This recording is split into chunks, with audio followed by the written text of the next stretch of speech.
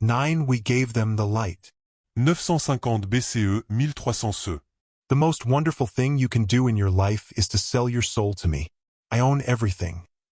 I own people's souls. I own their minds and their hearts. I open all doors for you. All of them without exception. Where do you want to reach? Money, power, prestige, or fame? I give without measure. A true, quick gift that you can touch with your hand. I was created when time was created, and I will live until time ends. They hide my name from you. They deceive you into thinking I am bad. They want to keep the whole cake for themselves. But I will bake your own cake for you. Say it with me and fear nothing. Baphomet. My great name is Baphomet. Surely you want to see me. You are not yet ready for this. Not due to any lack in you, my dear, for you are above lacking, but because your delicate heart might shatter from the greatness of what it sees. But I will show you a representation of me, a representation that adheres to the laws of your world, which I have never seen a world as great as it. Come with me, my dear. Come and do not be afraid. Come to this church. Extend your hand and open its door without trembling. I am waiting for you. Push the door forcefully and enter with whichever foot you choose. Ignore the naked men who are mating with each other here and there. Ignore the blood on their lips and skins. Ignore all of this and proceed to that large table over there. Do you see me now? There I am in the middle. Here I am, Baphomet. I will tell you everything. You have the right to know everything. Come with me to Jerusalem. Not today's Jerusalem, but Jerusalem more than 1,000 years ago. A Jerusalem that was no longer Jerusalem, but had become red rivers. Blood flowed in it up to the horses' hooves, the blood of Muslims, the blood of their knights, their children, their women, and their elders. Muslims are evil, as I will explain to you later, but that is not our discussion now. We will not talk about those red rivers that flowed in the streets of Jerusalem as if they had added a new Euphrates to the map of the world. A crimson-red Euphrates. To the observer, it seemed as if the earth itself had been wounded, and so it continued.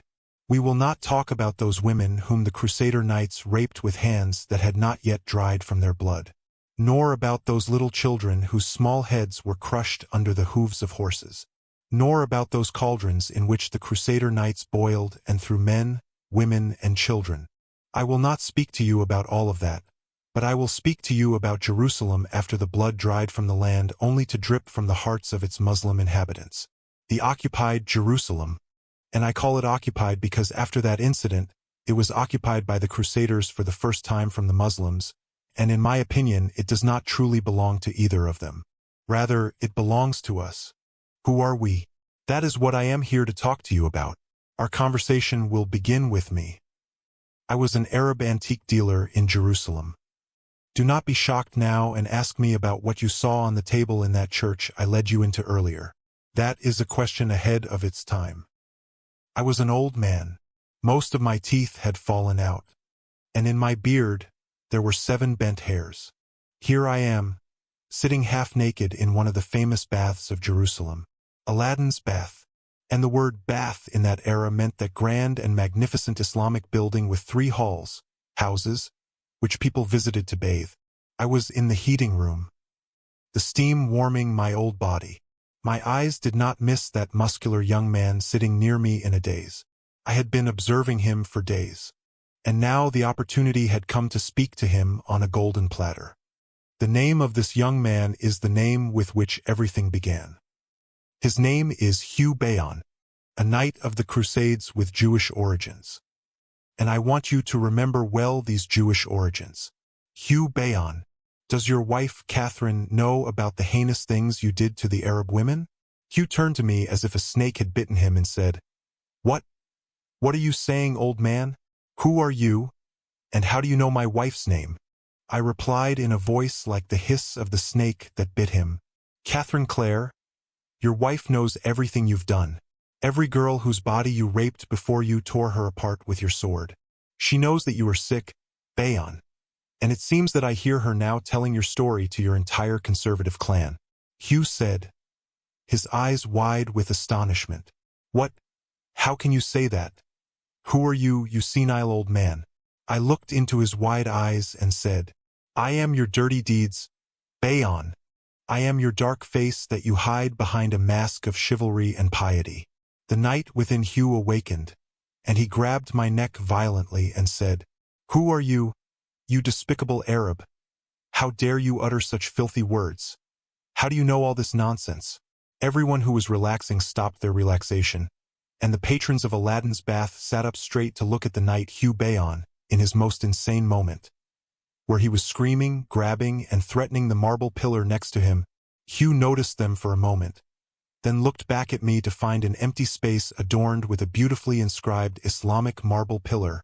Hugh began to look around like a madman searching for me.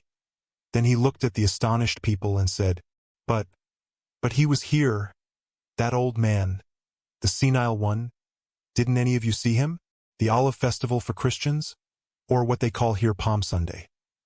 The residents of Jerusalem gathered, crusaders carrying olive branches, pilgrims and curious Muslims watching in the courtyard of the Dome of the Rock in the Al-Aqsa compound. Then they proceeded in a grand procession to the nearby valley of Jehoshaphat, where they met a large procession of clergy and monastery heads, one of whom was carrying the Holy Cross. The two processions merged and returned to head towards the courtyard of the Dome of the Rock. Hugh Bayon was amidst all this, and it seems he was bathing that day in Aladdin's bath for this festival. The clergy, led by the bearer of the Holy Cross, were circling around the courtyard, symbolizing the circling of the Holy Cross around Solomon's temple. I was there standing with the curious onlookers. I approached Hugh quietly and said to him, These fools don't know that they are circling above a treasure that, if possessed, the possessor would rule the entire world, and if lost, he would lose the entire world. Hugh looked at me in astonishment. Then his astonishment turned into anger, and he said, Listen, you. If you stay in front of me one more moment, I will erase you from existence with this fist alone. No, you listen, Bayon. You will receive a message today after sunset from your wife in Champagne, France. She will tell you about visions she sees that disturb her sleep every night, and she will describe a man to you. If what I say doesn't happen, come to my shop in the market and kill me, and if it does happen, come to my shop and I will tell you. What will you tell me, you fool? And what business do you have with my wife, you scum? Several bodies were enough to conceal me from Hugh's sight. In the evening, Hugh received a message from his wife saying she has a disturbing recurring dream. She sees an old man with broken teeth wandering around the Dome of the Rock courtyard. In the middle of the courtyard, she sees Hugh, lying with a decapitated dark-skinned girl, his sword beside her head. Are you a sorcerer? Hugh asked me as I stood among the antiques in my shop. I'm an antique dealer, as you can see, I replied. How did you know my wife's name and her dream? Did her dream disturb you? Would you like her to see the other girls and what I did with them? How do you know all this? Who are you exactly? Baphomet. I calmly took a large model of the entire holy sanctuary and placed it on the main table. I can read your mind like an open book, Bayon. You're now thinking of finishing your business in Jerusalem and traveling back to Champagne. You don't want to participate in any more wars, as the thrill from the crusade has satisfied you. Baphomet. I am Baphomet. Baphomet who will make you the richest man in all of Europe. No, the entire world. Hugh, what do you want from me? I'm not the kind who believes in the superstitions of sorcerers. Baphomet. Of course, as evidenced by you going to the sorcerer Julian in Claremont. Here Hugh's eyes widened in astonishment and fear. I was telling him about matters no living being knew except himself. Secrets he had only confided to himself. His tone shifted from hostile surprise to an awestruck conversationalist. Exactly what I wanted. For him to trust me. A person who trusts you is like putty in your hands to mold as you wish. I molded Hugh, and shaped him into a ball I could throw wherever I desired. And the first place I threw him was to Champagne, France, where he would do as I wished. Hugh Bayon traveled to Champagne, France. There he gathered 8 men, some brothers, some cousins, all of Jewish origins from the same family.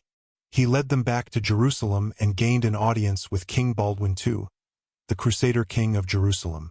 Hugh convinced the king of the Dire need to form a special order of knights to protect Crusader pilgrims who were being killed and waylaid by hateful Muslims on their way to the holy sanctuary. Although King Baldwin was convinced Hugh was a great liar, the Muslims were not killing anyone, it was merely criminal bandits. But Hugh's performance before the king was dazzling, just as I had instructed him. Thus, the Knights Templar Order. They were given quarters in a wing of the royal palace on the Temple Mount by King Baldwin. The temple and the Temple Mount are Hebrew words that refer to the holy sanctuary. According to Jewish tradition, the holy sanctuary is built on the ruins of Solomon's temple. This means that the Knights' Wing was located next to the Al-Aqsa Mosque, just as you wanted it to be. Let me tell you something before we get into the story of the Knights. I am a demon, as you may have guessed. And what it means to be a demon is that I run from the son of Adam through the bloodstream. His thoughts come to me like a book that I can open to any page I want. Not only that, but I can edit any page I want and discuss it with the son of Adam until it takes hold of him. It was very easy for Hugh to be convinced by my words. And it was very easy for King Baldwin to be convinced by Hugh's words. And it was very easy for 8 men to be convinced by a strange word spoken to them by Hugh. All of this is easy. Easy because I am Baphomet. Easy because I am the devil. Easy because I wrap myself around the thoughts of the son of Adam as a snake wraps itself around its prey. Even more than that, my friend. Much more than that. History has not recorded a single case in which the Knights Templar protected a pilgrim. Or any human being for that matter. They spent their first days in Jerusalem doing something else that had nothing to do with pilgrims, the cross, or knights. They spent their first days digging. Digging under the holy sanctuary itself. You old man. Why don't you come over and take a look at the digging for yourself? Why are you standing on the edge of the square like that? Don't worry about me. Keep doing what you're doing. And if you don't find what you promised me, come and kill me. On the contrary, I will drink your blood. Baphomet. I'm starting to get convinced of the absurdity of the whole thing. I could never get close to that place. If I got close to it, I would burn up like demons burn. The old man's eyes narrowed and he remembered days of great bitterness. I stood in this very place. Just 2,000 years ago, it was a time when the jinn and the devils lost everything. Since the dawn of creation, we have done whatever we pleased, whenever we pleased. We played with humans like dice. We moved them like chess pieces. We came to them from their hands, from behind them, from their right and left, and we flowed through them like ships, until we saw a man from humanity who muzzled us like a dog is muzzled from its leash. A king like no other before, around, or after him. A man they called Solomon. I was a servant of the jinn builders. The king Solomon used them to build everything that the sons of man could not build. The main thing we were building was the palace, Solomon's palace.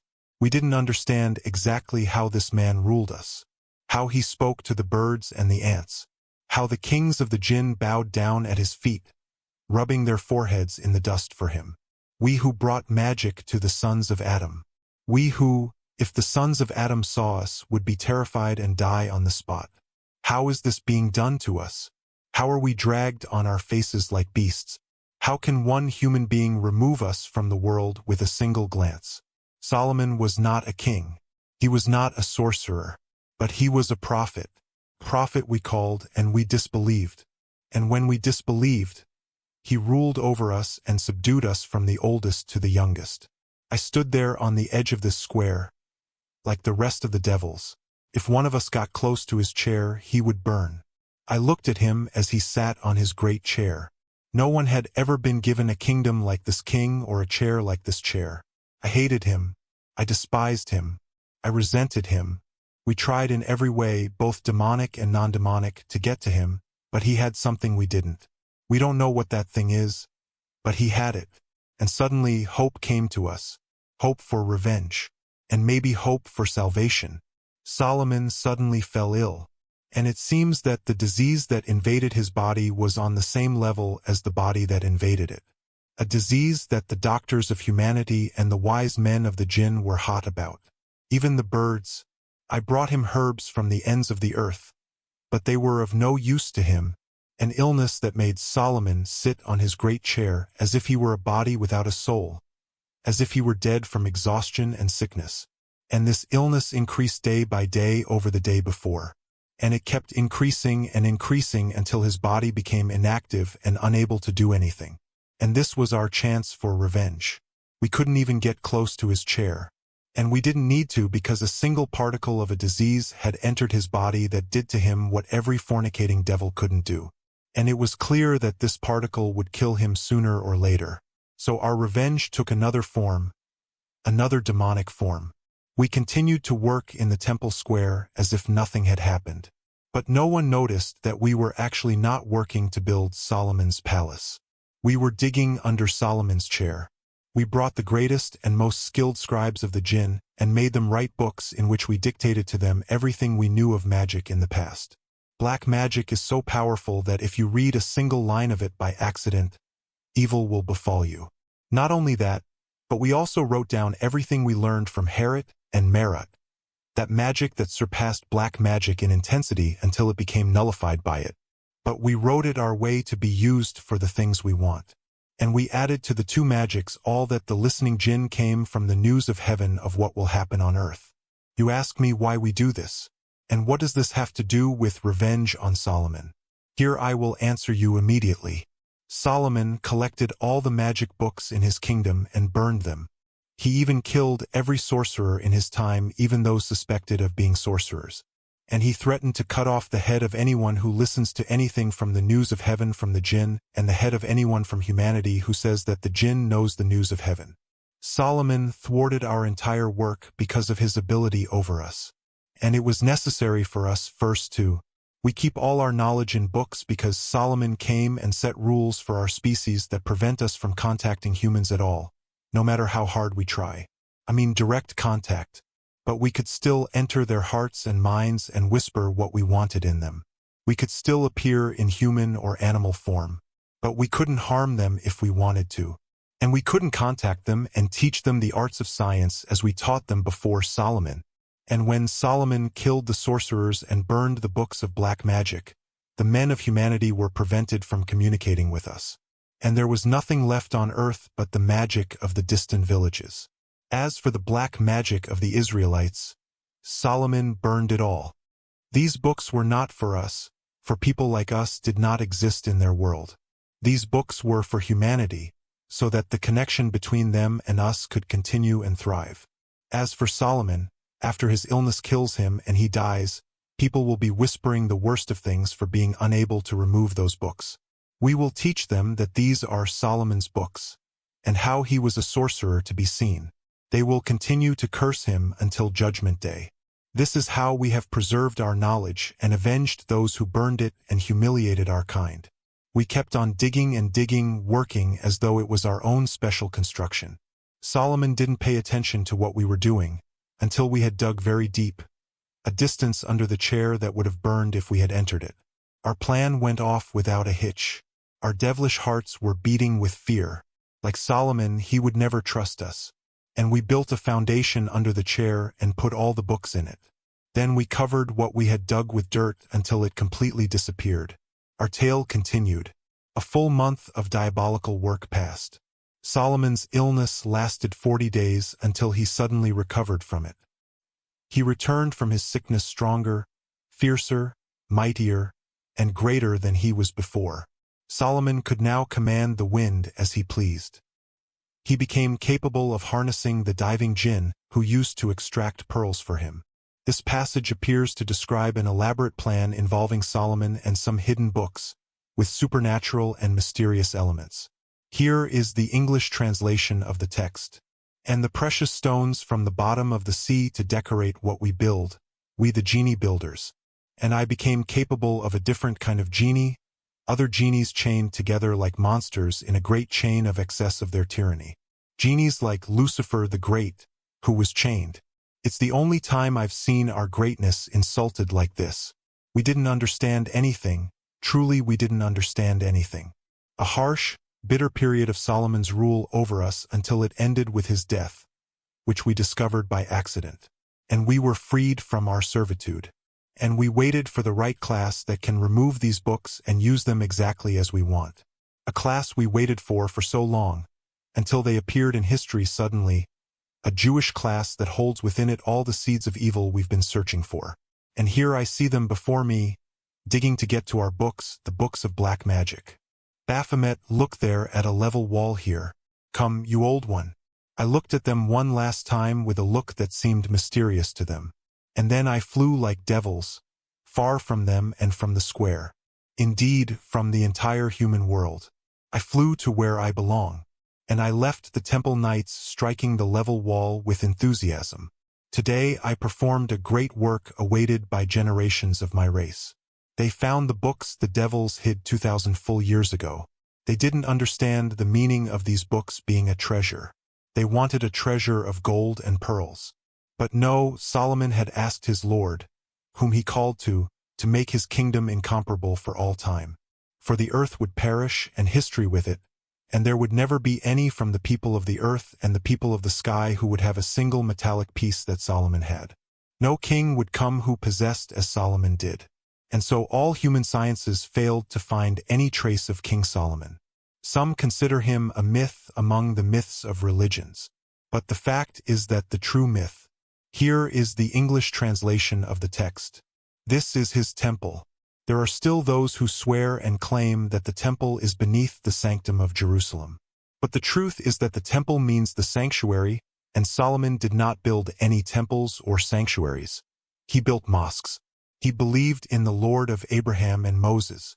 Solomon only broke our backs in other constructions, including the renovation of the Al-Aqsa Mosque built by Adam, and the construction of his magnificent palace adorned with exquisite glass, a palace that was considered the most marvelous thing in his kingdom. We only know where Solomon's treasures are and precisely where his palace is. A sect of our kind believed in him and his call, and they hid these treasures underground and concealed his palace in a way that humans like you cannot comprehend.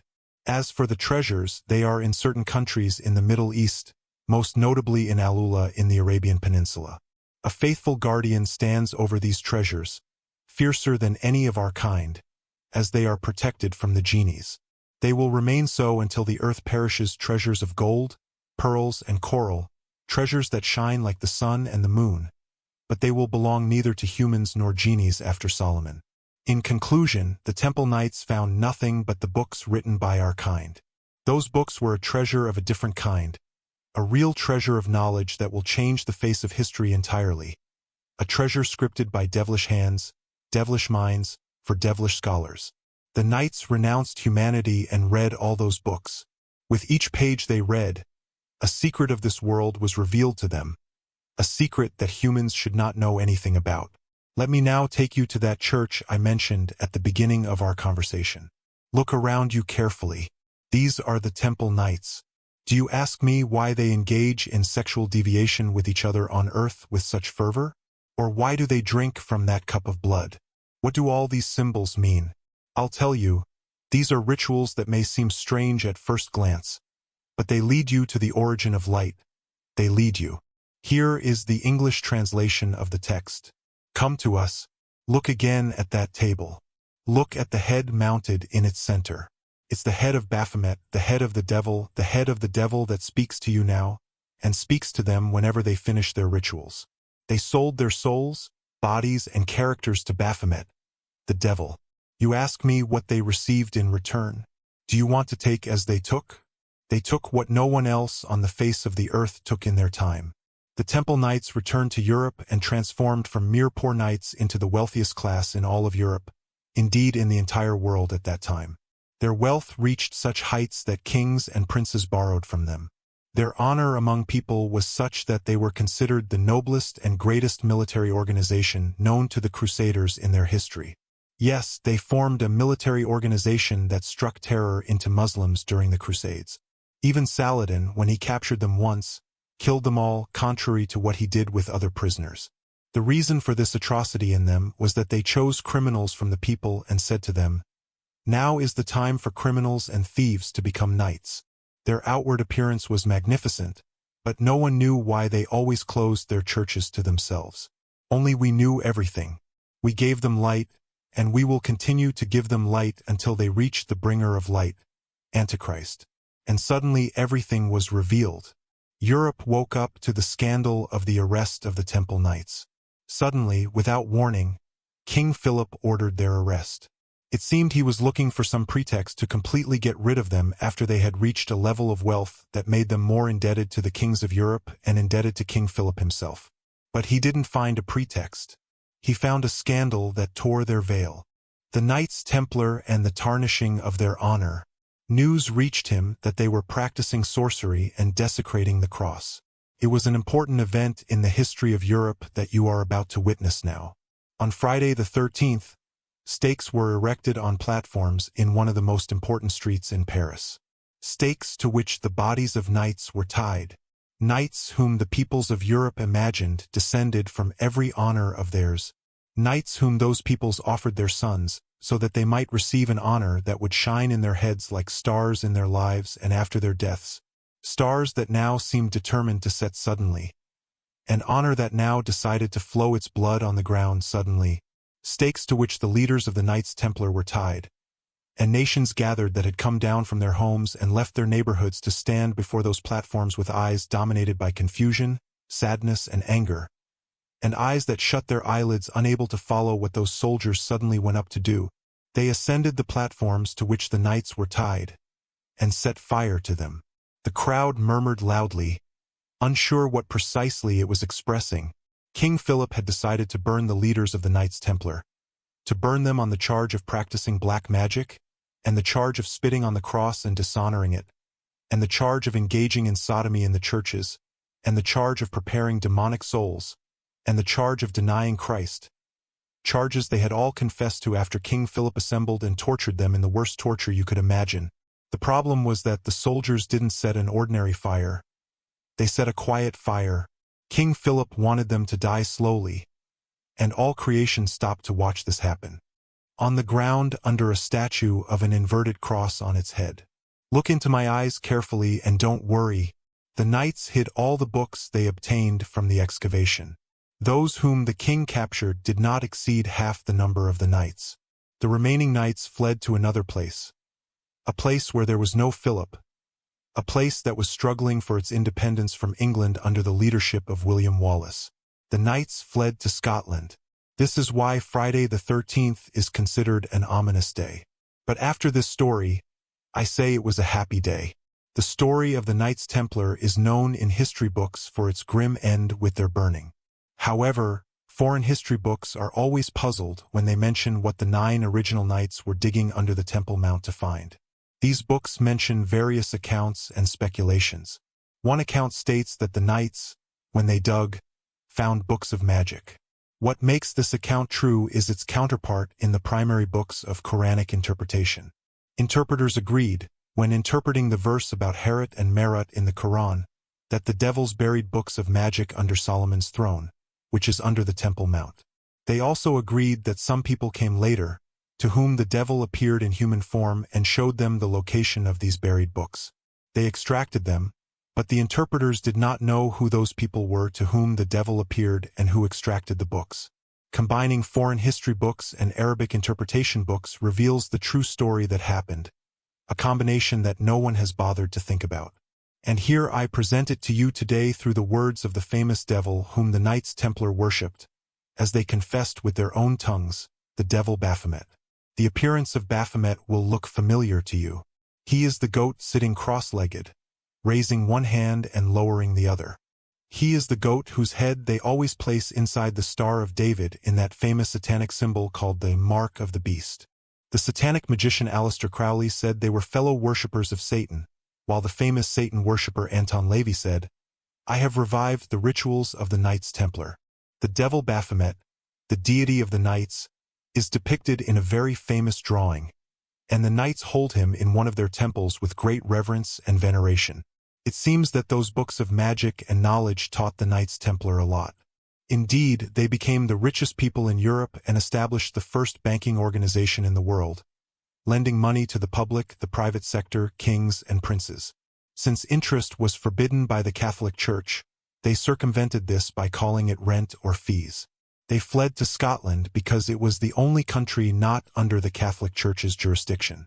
The King of Scotland, Robert the Bruce, welcomed them warmly. They became his deadly secret weapon with which he defeated the English and gained independence. They became prestigious in Scotland and began building their temples there again, filled with their satanic symbols. However, they learned a lesson from what happened to them in England. They learned to keep their organization hidden from the public completely and changed its name to avoid suspicion. They called their organization a name that will sound familiar to you: Freemasons. In Scotland, they continued practicing what they used to, not in churches but in buildings they called Masonic lodges. A lodge is a building designed from the inside to replicate the supposed Temple of Solomon exactly, the only building described in detail in the Torah. They learned that their strength lay in secrecy and concealment. With the satanic knowledge they possessed, which no one else had, they developed themselves and their organization. They learned an incredible way to hide the books they had in such a way that no one would suspect. They learned a secret encryption method never known before in history: architecture.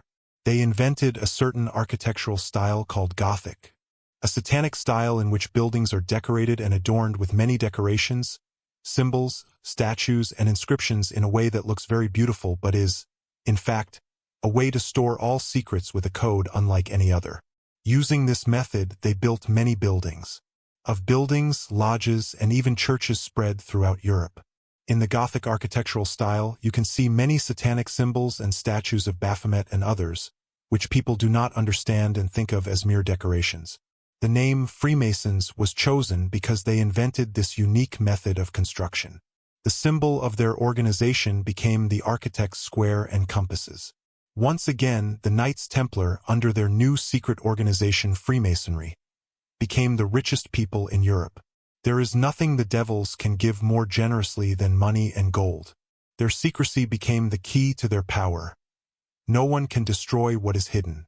You will hear many things about Freemasonry, most of which lack accuracy.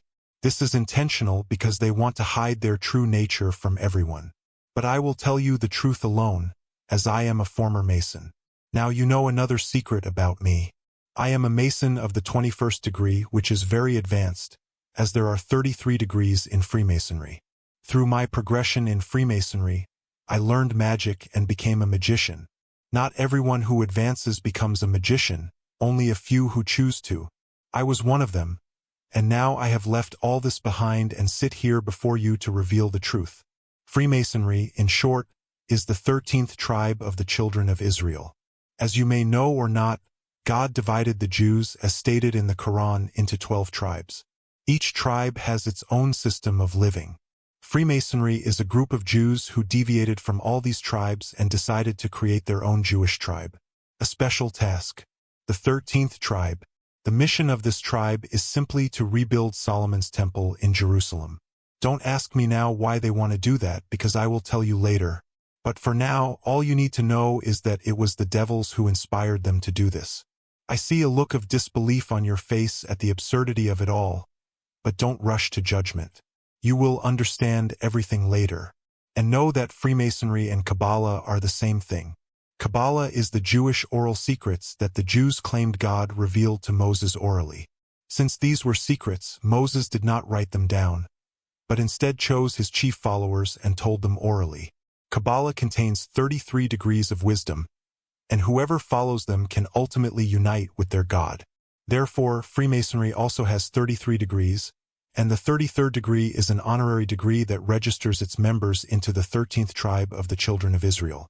This is why I became a magician. I chose this path because it contains very strange sciences. For example, one of the greatest secrets of Kabbalah that I learned in the 21st Masonic degree is the method of killing people with just one look. This is called the evil eye, or as they say, Ein Hara. It is a method based on the principles of the eye and envy. The eye and envy can harm any person, but how can you harness this power, direct it, and learn to control it completely?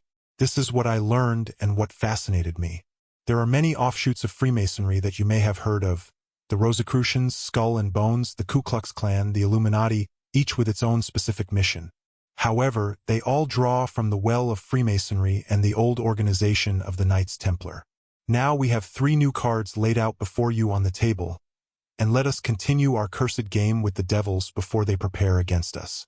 The first card is the Holy Grail card, symbolizing Jesus Christ. It has an image of the Holy Grail from which Christ drank at the Last Supper. The second card is the Holy Lance card, with an image of the Holy Lance that pierced the side of Christ on the cross to ensure his death. The third card is the Jihad card, with a symbolic image of Muslim warriors.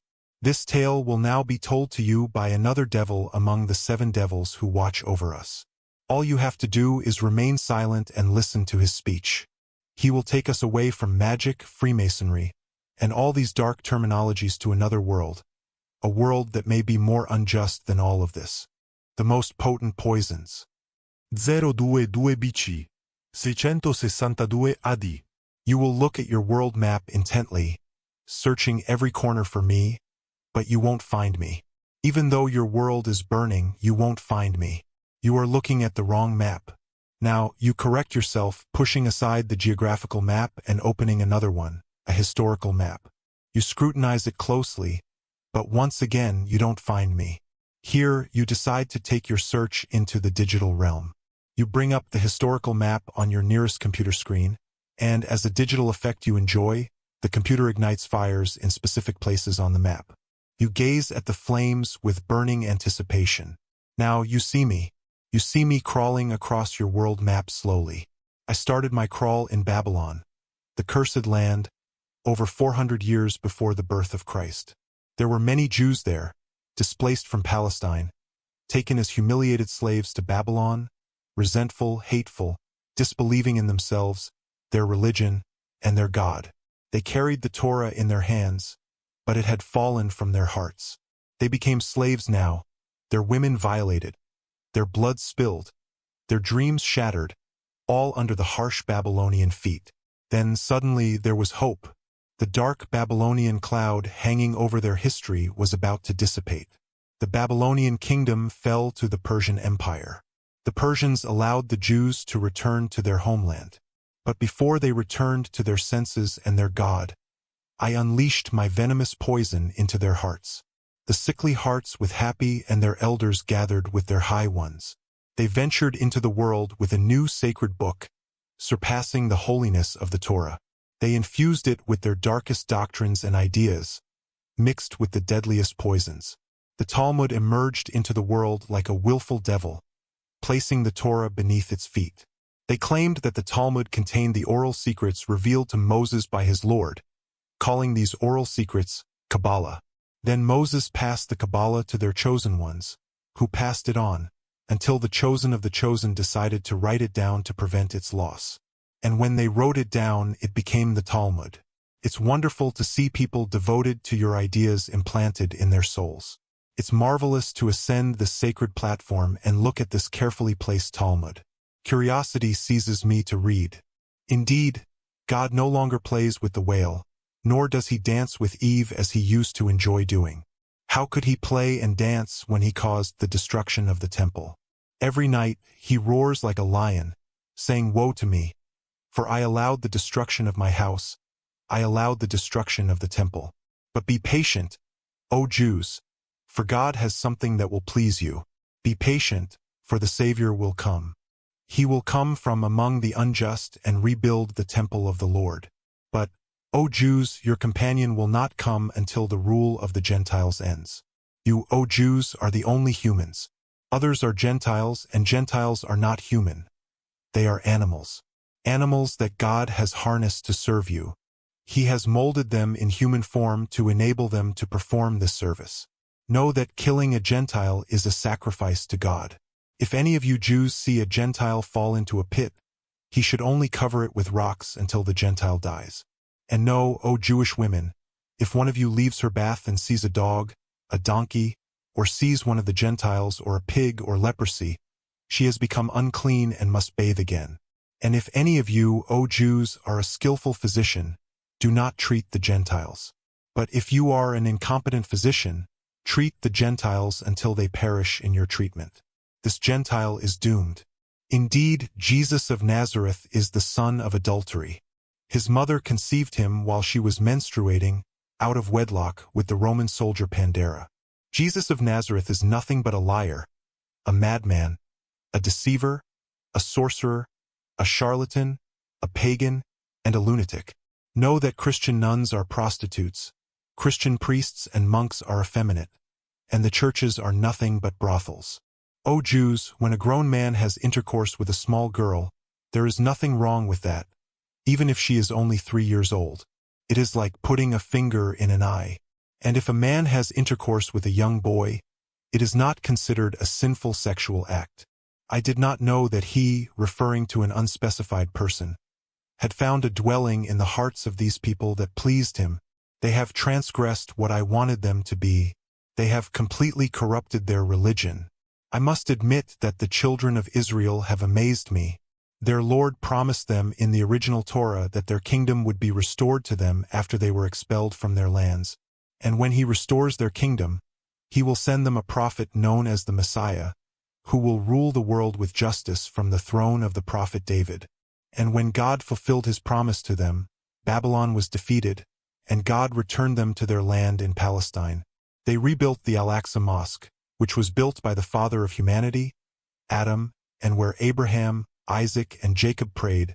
Then Solomon rebuilt it, and now they have rebuilt it themselves, and they call it the Temple, Solomon's Temple.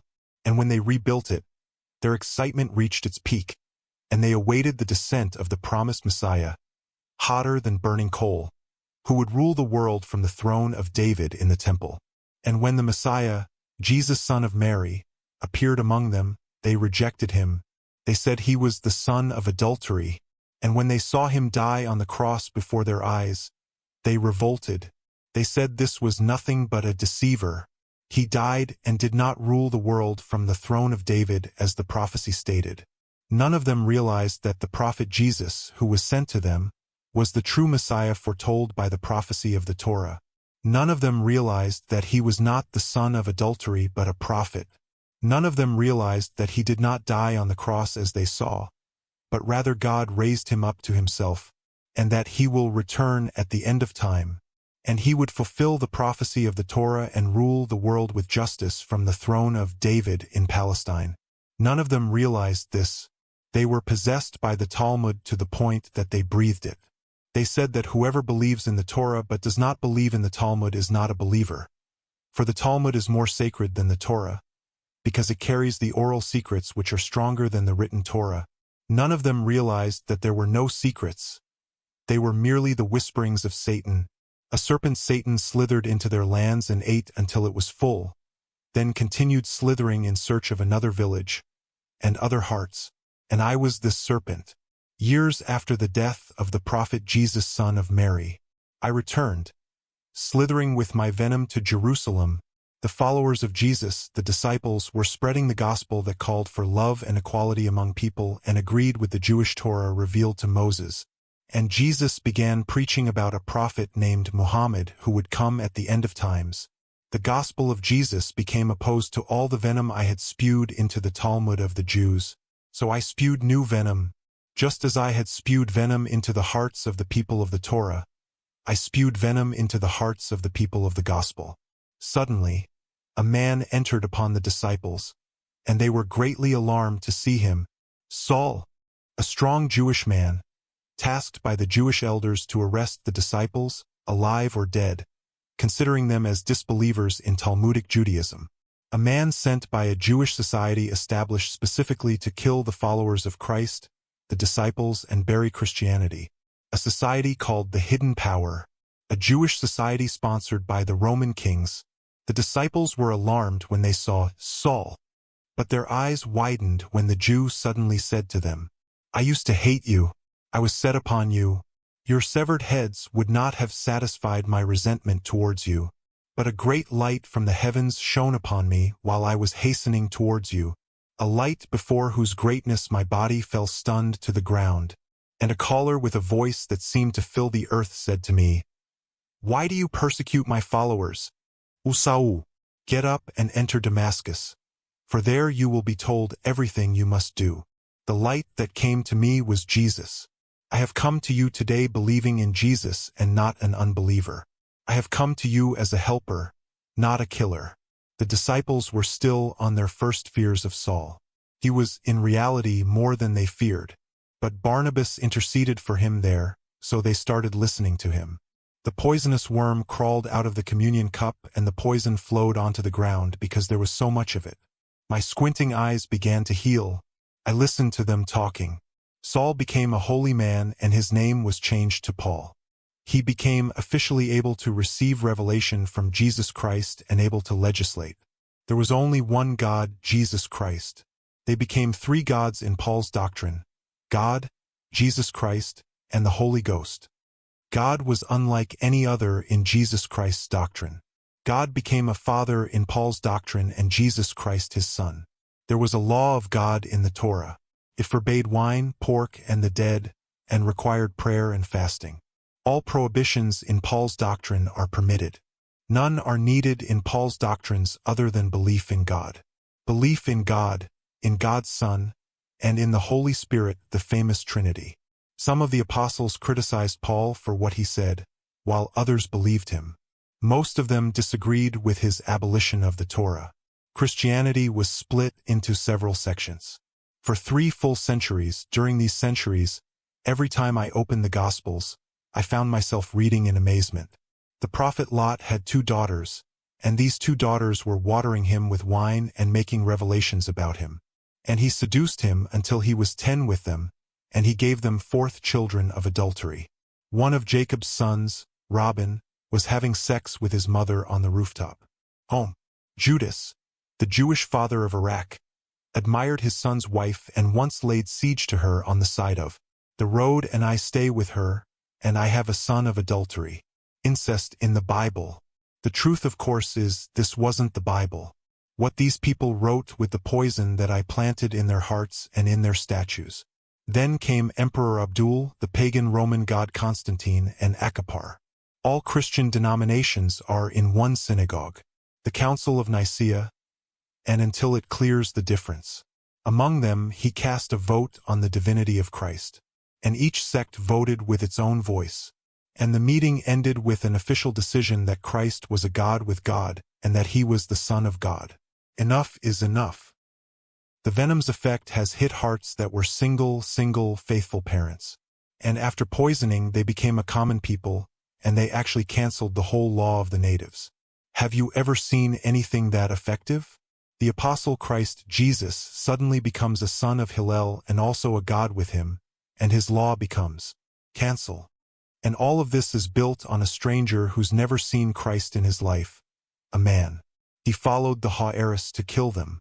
He came and claimed overnight that he had seen Noah go down on him from heaven. And that light is Jesus. And he's not a prophet, he's a God, the son of the family too. The adultery of Maram in the book of God of the Gospel is committed by the prophets of God and their children. A pagan Roman person makes people vote for the divinity of Christ. They vote. It's like they're in an election. It wasn't in men's minds. It was in their hearts. This is how I completely corrupted all the laws that I brought down to the people, and I promised. To the map of the world.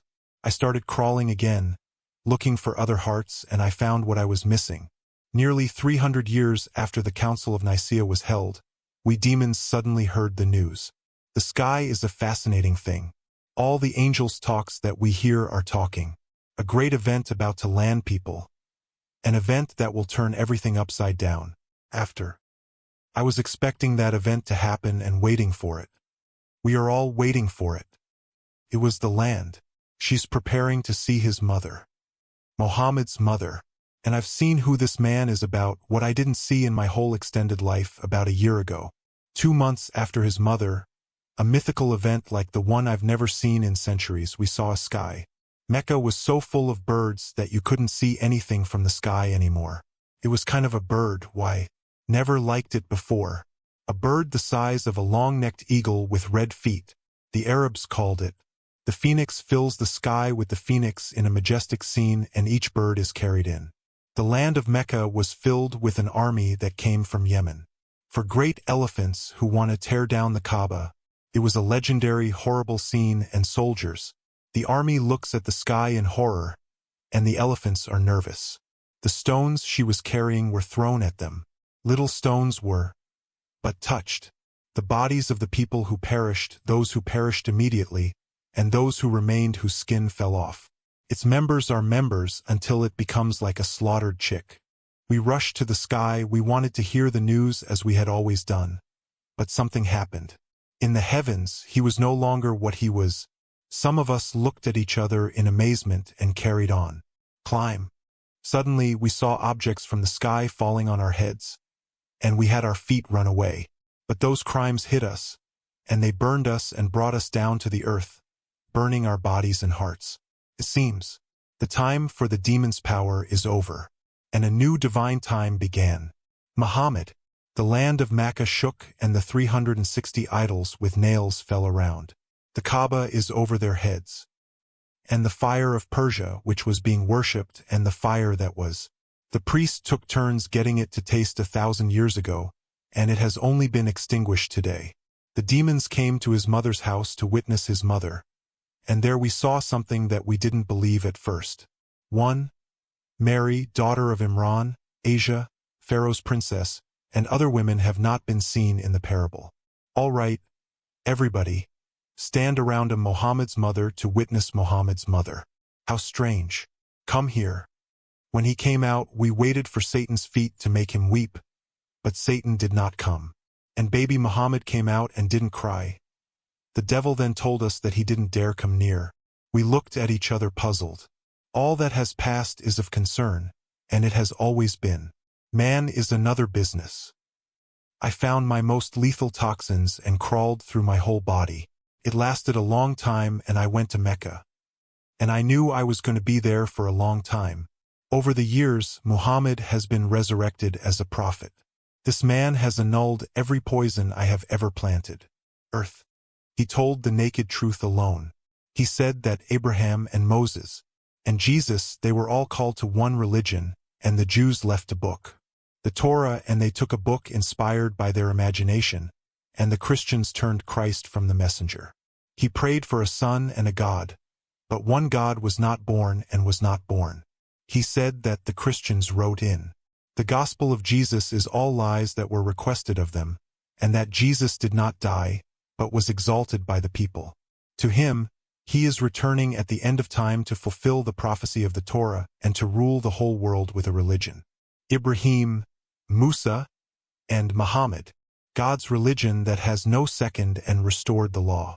And the law which was dropped by the Christians.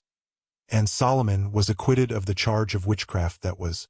The Jews threw it at him, and he said he was a missionary prophet who possessed men, fairies, birds, and beasts, by a miracle of people, not of magic, even though Muhammad's country never went beyond Al Jazeera.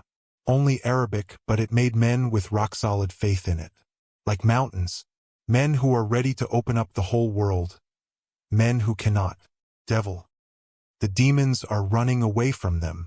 There was no way to defeat them, unless they're directly killed. The first one is the Prophet Muhammad. I crawled towards the town, and specifically to the Jewish residences in it, and then it came out of it after. If I bid farewell to them, I would suddenly give a witness to one of them. A roasted altar was offered to the Prophet Muhammad and his companions. This woman asked the Jewish elders concerning the most lethal poison ever given to them, so that they may name one for it, and I will deposit it in the screen. She asked what part of the world Muhammad loved to eat and was told the arm. It increased.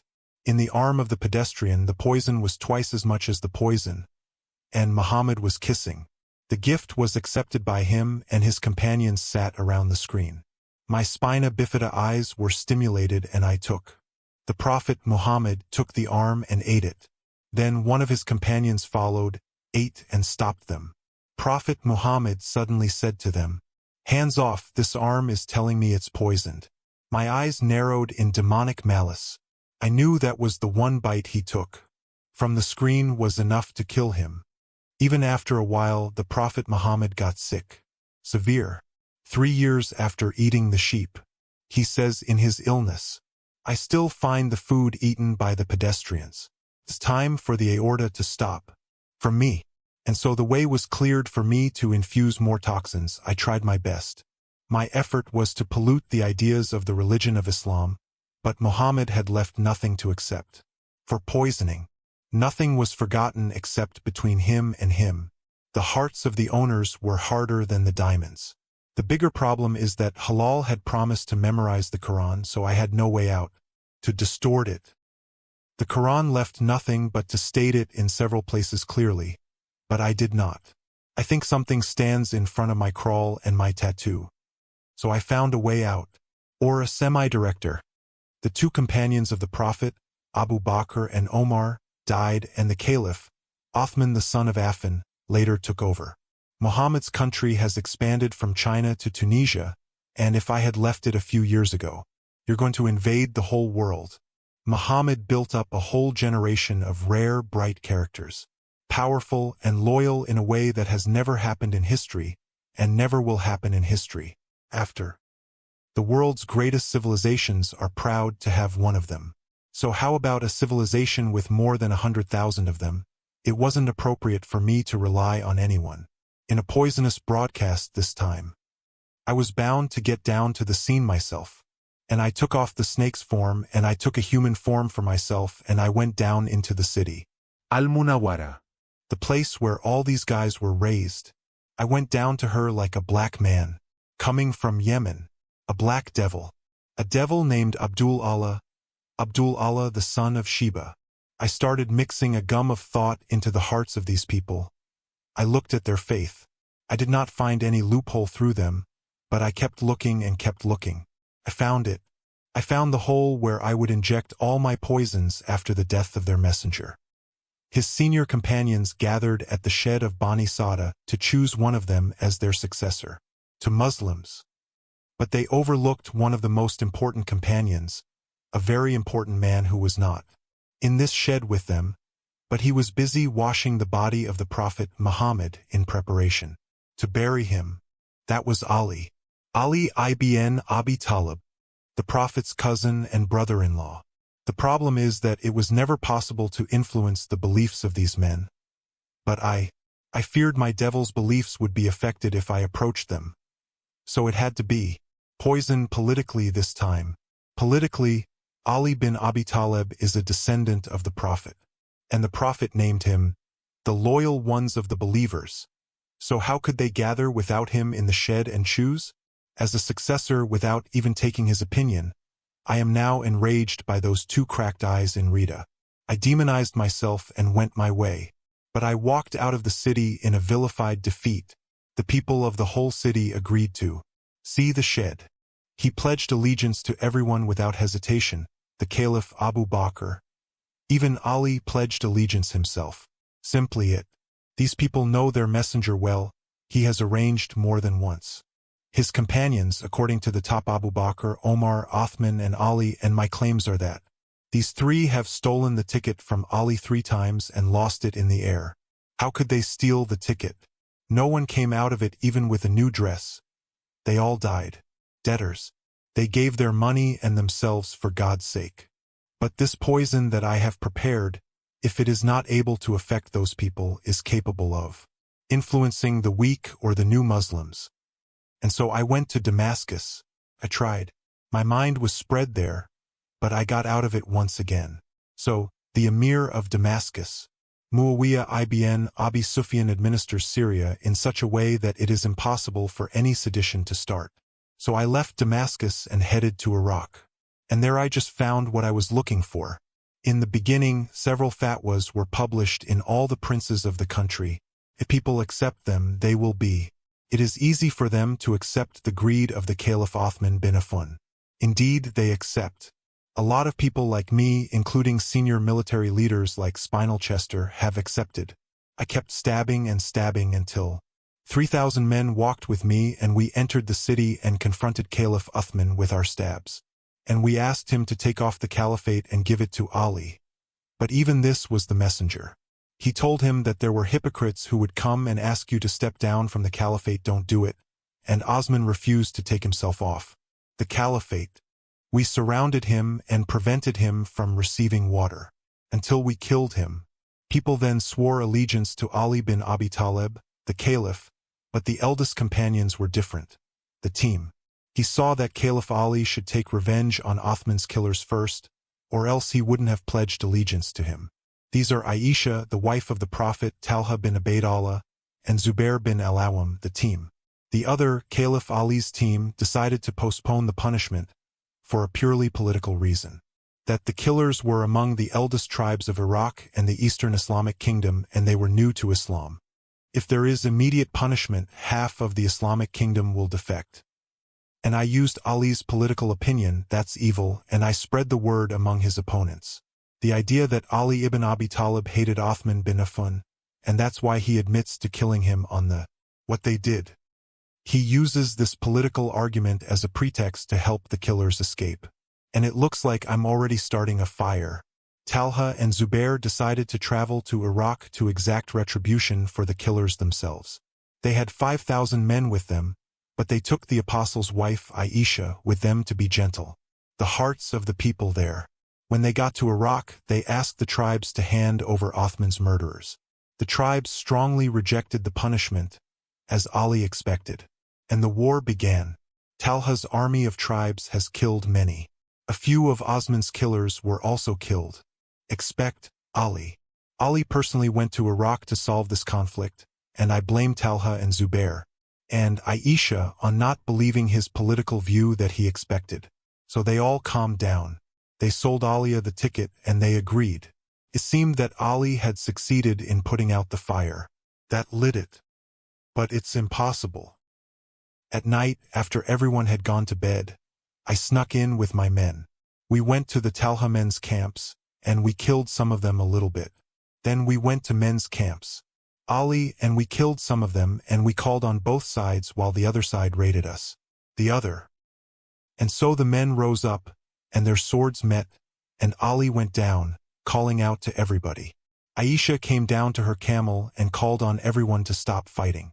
Until her purse hit many arrows. No one knew where it came from, and Ali surrounded it with camels. Aisha with his body in a real heroic scene and paved the way for her to get out of the square. He ordered women from his household to accompany her to the city. Talha was killed by an arrow. Unknown. When Ali saw him, he cried. Al-Zubair was killed by a treacherous stab during the Ador prayer.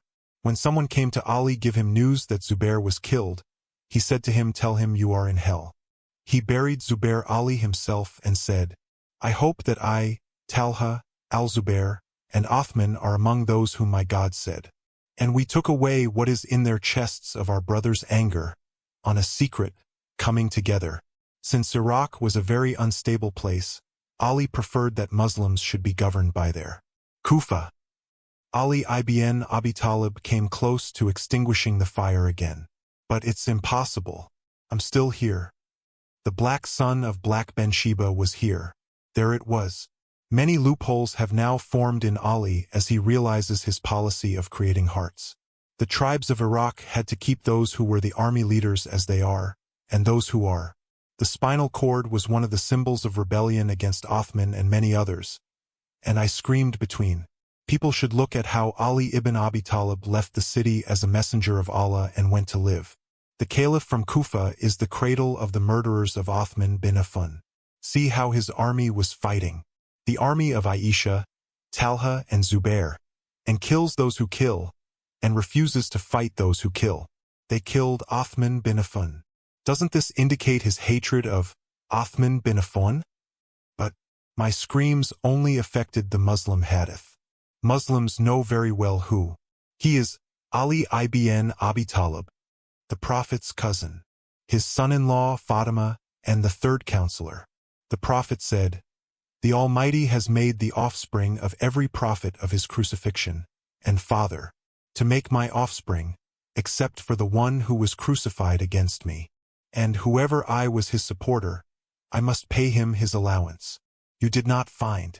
My screams resonate.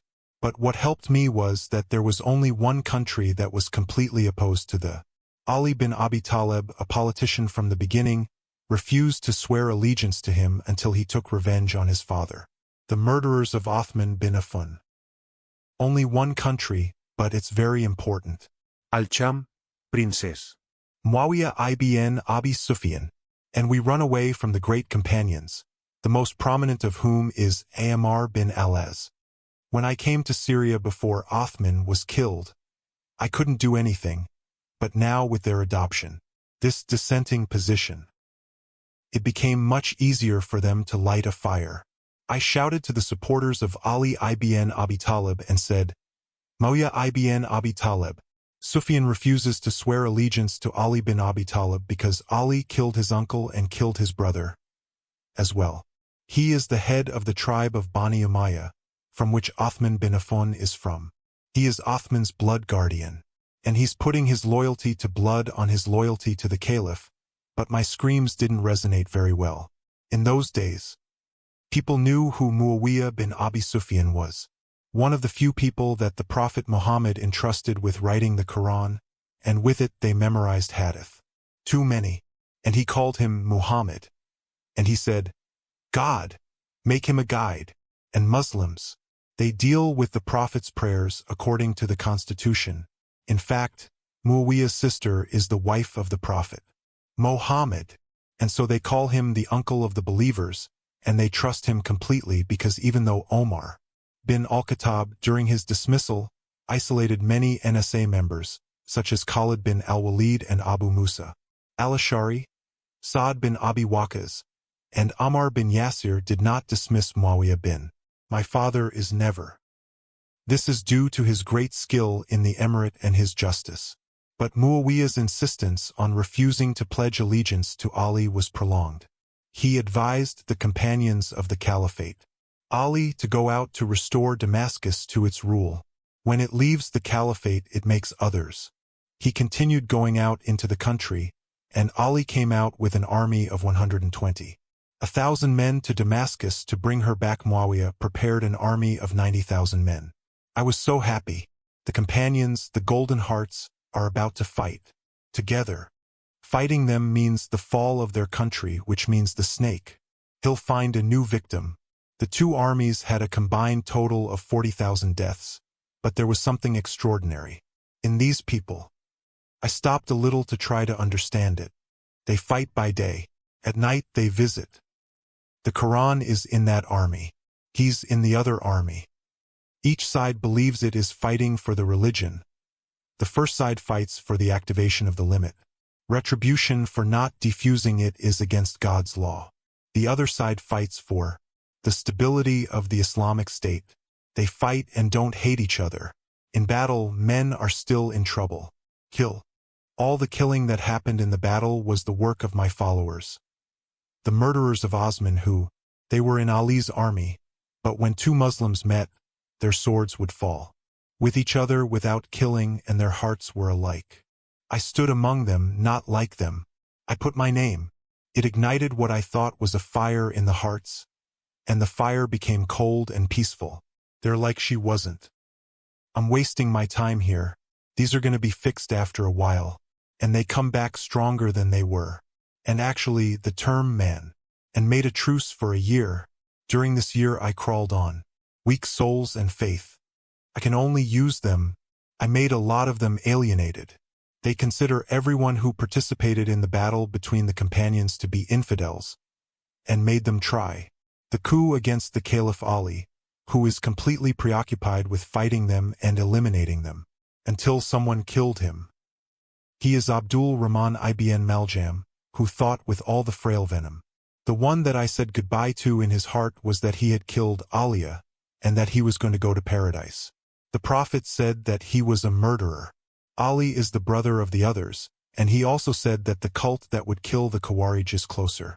The two sects are right, and here is the Ali bin Abi Talib sect, while the sect that will be killed. Ammar bin Yasir, during civil strife, it is the prostitute group, and here it is the Muawiyah bin Abi sect. Sufyan.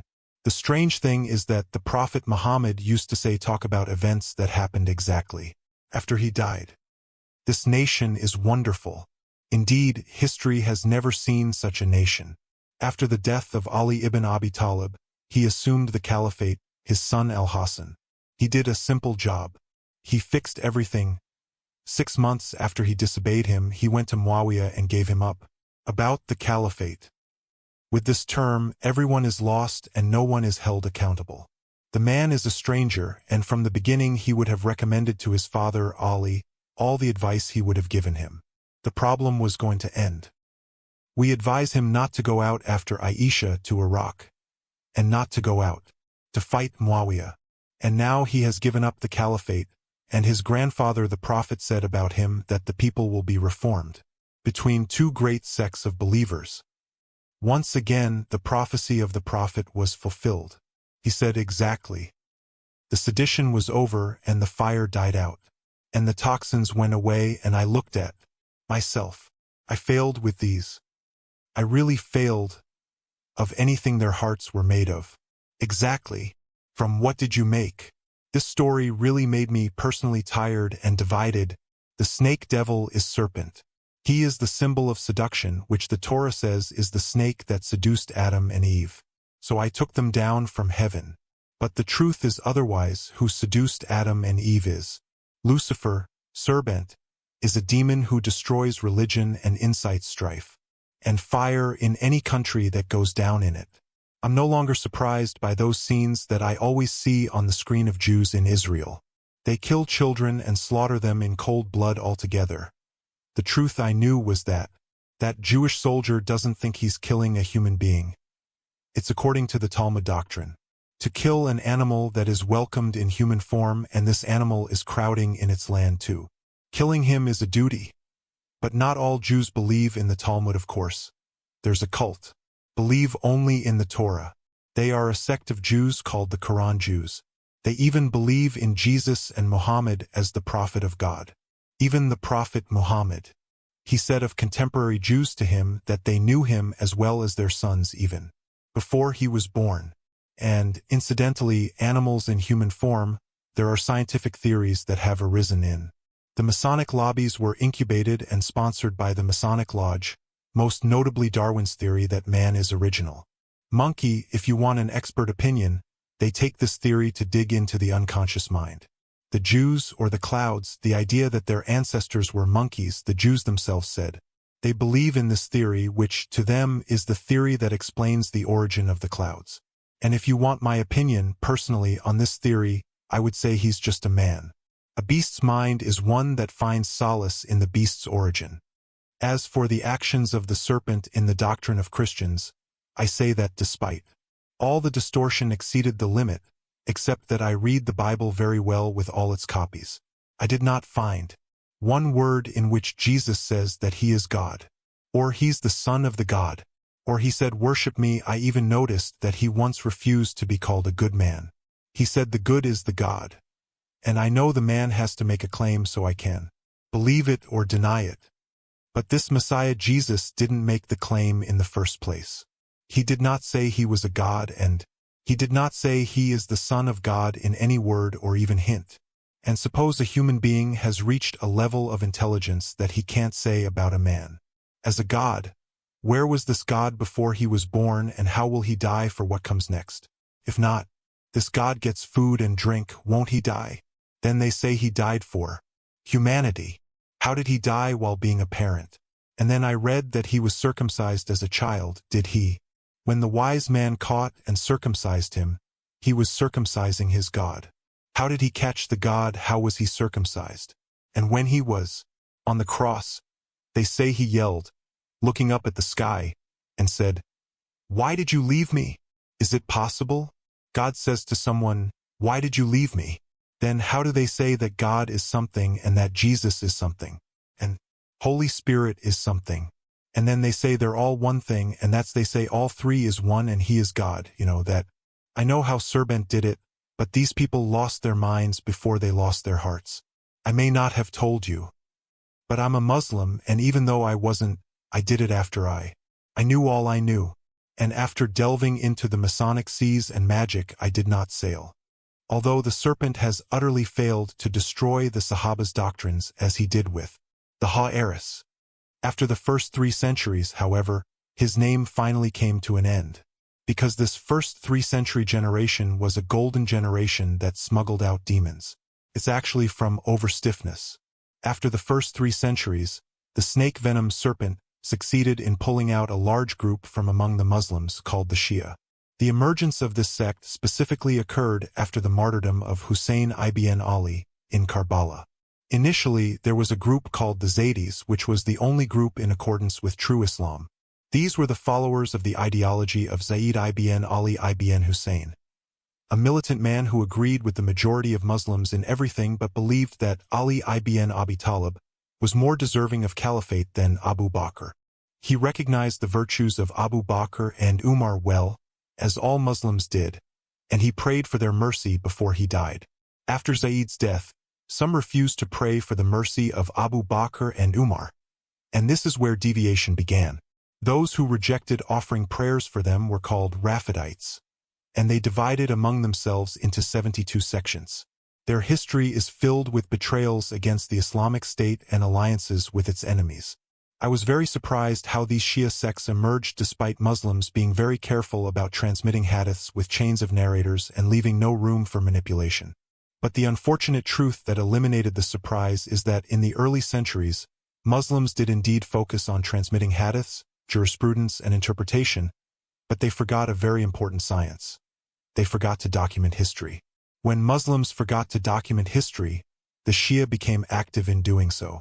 They extensively documented the events of the fitna, discord, that occurred among the companions. Anyone who examines the chains of narrators of the narrations of the fitna events finds that all the narrations that criticize Muawiyah ibn Abi Sufyan or others among the companions during the fitna were narrated by 4 Shia men who were notorious for fabricating hadiths. What's saddening is that their narrations have made their way into the curricula in countries. So all Muslim students now learn that Muawiyah ibn Abi Sufyan was like this and that, and his son Yazid was like this and that, and his father Abu Sufyan was like this and that. As for the narrations that criticized Yazid ibn Muawiyah, all of them, without exception, are fabricated Shia narrations.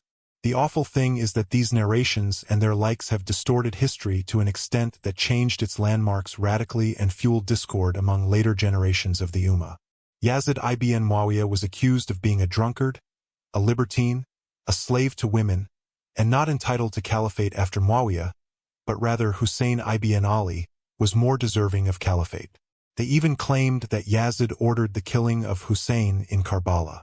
The strange thing is that the only authentic narration about Yazid was said by Muhammad ibn Ali ibn Abi Talib himself, the brother of Hassan and Hussein. He said, "I have lived and interacted with Yazid ibn Muawiyah, and I have never seen any fault in his character." It's astonishing that later generations believed these accusations about Yazid, as if the golden generation of the companions who lived at that time and opened countries would accept having a drunkard libertine as their caliph. It's as if this is a criticism of all the companions. It suffices that Abdullah ibn Umar, a prominent companion at that time, declared, "I dissociate myself from those who did not pledge allegiance to Yazid ibn Muawiyah." The strange thing is that among those who opposed the appointment of Muawiyah's son Yazid were only 3 of the companions: Hussein ibn Ali, Abdullah ibn al-Zubair, and Abdul Rahman ibn Abi Bakr. And even when they objected, they only said one phrase, Umayyad or Hashemite. Their objection was about hereditary rule. If there were any criticisms about Yazid's ethics as claimed now, it would have been said back then. But Shia narrations, of course, mention many fabricated statements attributed to their companions, and their companions, may Allah be pleased with them, disavow them. Now, let's leave all these complex doctrinal discussions aside and turn our attention to the table once again. We have 2 sheets of paper in front of us. The first sheet is the sheet of hallucination, with a picture of a man closing his eyes due to a headache, with some hallucinatory specters passing through his head. The second sheet is the sheet of assassination. This tale will not be told by any demons. Let's set the demons aside. The truth is that I have detailed the matter of the Shia, because this time the one who will tell the tale is one of them. Specifically, he is from the Nizari sect, a man from the dangerous faction called the Assassins. Once again, do not ask me how he tells it. Just listen.